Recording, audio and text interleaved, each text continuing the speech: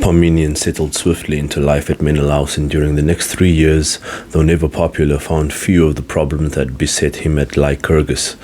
Every year he and Hermes represented their barracks in the short and middle-distance races, but in other spheres they remained merely good students, neither excelling nor falling short of the required standard in throwing the javelin or the discus, in sword work or wrestling. But Parmenion enjoyed working with the short sword, for he was fast and strong, but only when he was angry did his skill become lethal. Understanding this instinctively, he was not concerned that some youths could best him in practice. Deep in his heart he knew the outcome would be different if the battles were to the death.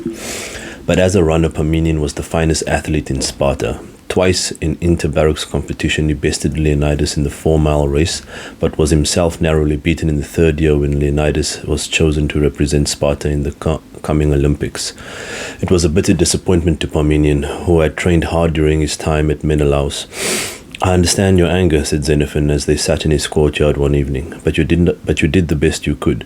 No man can ask more of himself than that." Parmenion nodded. "But I made a tactical mistake. I tried to beat him with 200 paces left. He was waiting for my move and hung on to me. He beat me with 3 strides to go. You beat him in the games 3 years ago, and he endured his shame well. Allow him this moment of glory." In his 50th year, the Athenian was still a handsome man, though his hair was now totally silver and thinning at the crown. He poured a goblet of wine, added water, and sipped the drink. Parmenion lived for the hours they spent together, discussing tactics and strategy, formations and battles. The youth learned when to wheel a phalanx, when to fight with a thin line, when to extend, when to draw back, how to choose the anchor warriors who held the line together. Xenophon loved to talk, and Parmenion was happy to listen. At times he would disagree with an analysis, and the two men would argue long into the night. Parmenion always had the good sense, ultimately, to allow Xenophon to convince him. And their relationship grew. Gryllus had been sent to friends in Athens, and often Parmenion would stay with the Athenian general for days at a time, taking Gryllus's place on summer journeys to Xenophon's second home in Olympia, near the sea. As the years passed, Xenophon took to discussing modern strategy and politics with his student, and Parmenion detected a growing cynicism in the Athenian. "Have you heard the news from Thebes?" Xenophon asked. "Yes," answered Parmenion. "At first I could not believe it. We have made a bad mistake, and I think we will rue it." "I tend to agree," said Xenophon. 3 months earlier, the Macedonian king Amyntas had appealed to the Spartans for aid against Chalcidian, warriors who had invaded Macedonia and sacked the capital of Pella. Agesilaus sent 3 Spartan battalions to Macedonia's aid, crushing the Chalcidians. But on their journey north, 1 Spartan division under the command of a general named Phoebus seized the Cadmea, the fortress of the center of Thebes. Since there was no war declared against Thebes and they were unconnected with the Chalcidian invaders, the action was seen by many Greeks as underhanded. "Agesilaus should return the city to the Thebans," said Parmenion. "He cannot," answered Xenophon. "Spartan pride would not allow it, but I fear the result. Athens has spoken out against Sparta, and I think it will not be long before we suffer another war." "You are disappointed, my friend," said Parmenion. "Sparta has not proved a good leader for Greece." "Hush," said Xenophon swiftly. He lowered his voice. "You should not speak this way in public. My servants are loyal, but they are loyal to me, not to you. If one should speak against you, there would be a trial for treason. You would not survive." "Have I spoken anything but the truth?" countered Parmenion, keeping his voice low. "What has that to do with anything? If Sparta could govern with half the skill she displays in battle, then all of Greece would rejoice. But she cannot. That is the truth of the matter, and saying it will get you killed." "Other people are saying it," Parmenion told him. "The talk at the barracks is of little else.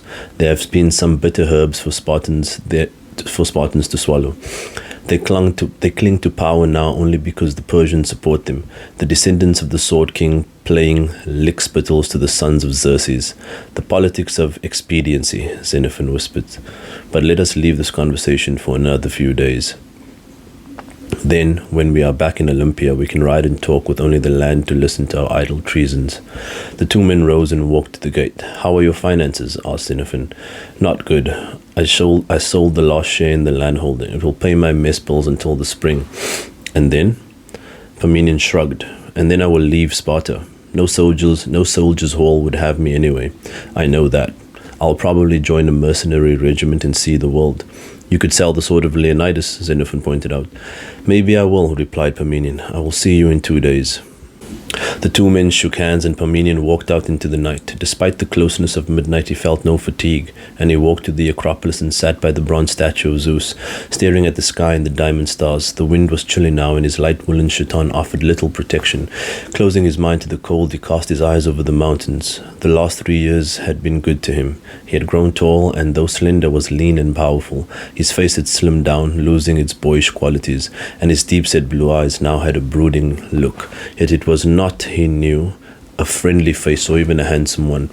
The nose was too prominent and the lips too thin, making him appear older than his 19 years. At last, as the cold grew too much even for Parmenion, he rose to leave. Just then he saw a cloaked and hooded figure move from the bronze house and walk toward him. "Good evening," he said. Moonlight glanced from the dagger blade that leapt into the figure's hand. "Who is there?" came a woman's voice. "It is Parmenion, and I am no danger to you, lady," he answered, holding out his hands and showing empty palms. "What are you doing here? Are you spying on me?" "Not at all. I was enjoying the stars. Why should I spy on you?" Dore pushed back the hood, the moonlight turning her hair to silver. "It is a long time since we spoke, young fast."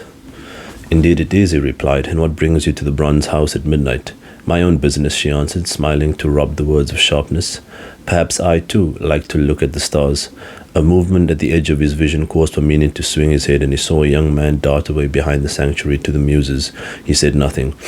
"Good night to you," said Dore, and Parmenion bowed and watched as the girl moved away to the path. It was a dangerous game she was playing. Unmarried Spartans were not allowed to mix freely with members of the opposite sex, and any liaison could end in execution or banishment. That was one reason why the young men were encouraged to take lovers among their male comrades. He found himself envying the young man who had fled and realized that he, too, would risk a great deal for the chance to spend time alone with Dore. He still remembered the lithe young body, the small, firm breast, the narrow waist. Enough, he chided himself. Returning home, he sat in the tiny courtyard and ate a late supper of dried fish and wine. It had cost 2 obols. The thought of his dwindling finances depressed him. The sale of the last share in the landholding had realized 170 drachmas, but 80 of those had gone to pay his mess bill. 30 more had been set aside to buy the armor he would need when he reached manhood next spring. The rest must keep him in food and clothing. He shook his head. The price of a new cloak was 20 drachmas. New shoes just under 10. It would be a long, hard winter, he realized. Entering the house, he shut the windows and lit a small lantern. By its light, he took the sword of Leonidas from the cupboard by the far wall and drew it from its bronze scabbard. It was an iron blade, no longer than a man's forearm. The hilt decorated with gold wire and that encircled the pommel globe of purest silver. Xenophon had urged him many times to sell it. There were families in Sparta that would pay as much as 1,000 drachmas for a blade with such an illustrious history. Parmenion slid the sword back into its scabbard. He would sooner starve than part with the only trophy of his life. He had a dream, and the sword was part of it. He would march away to war as a mercenary, gather a great fortune and an army, and return to Sparta, humbling the city and visiting his vengeance on all the enemies of his youth. It was a foolish dream, and he knew it, but it sustained him. More likely, he realized, he would be forced to sign on as a hoplite in a mercenary company and spend his days marching across the endless wastes of Persia at the whim of whatever prince had the money to hire them. And what would he earn? 7 obols a day, just over a drachma,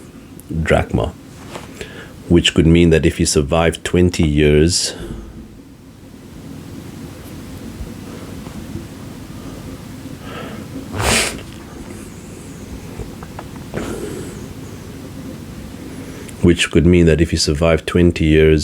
with such a company, he just might be able to buy a part share in a farm of landholding, and even then it would not be as large as the property his mother and now he had been forced to sell. Parmenion pushed thoughts of his poverty from his mind. For at least the next 8 weeks he could enjoy the comforts of Xenophon's estate at Olympia, soft beds and good food, fine riding and hunting, and with luck a tilt at one of the Arcadian girls who tended the sheep in the low hills.